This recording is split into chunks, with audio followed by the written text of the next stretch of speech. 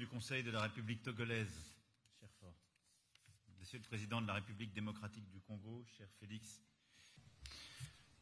le Président Tshisekedi a parfaitement décrit la situation. Je ne veux pas ici répéter tout ce qu'il a dit, mais les chiffres sont insoutenables. 1 million de nouveaux déplacés depuis le début de l'année, parmi 6 millions d'êtres déjà déracinés.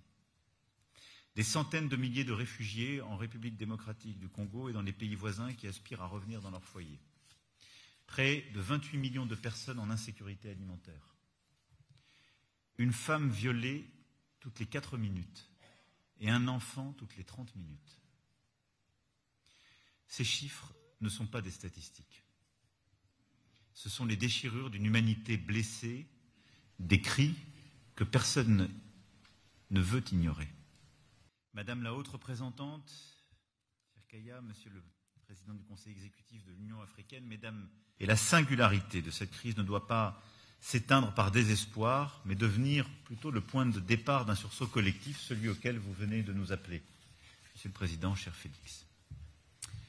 La guerre à l'est du Congo interroge en effet notre conscience, non pas là-bas et loin, mais ici et maintenant.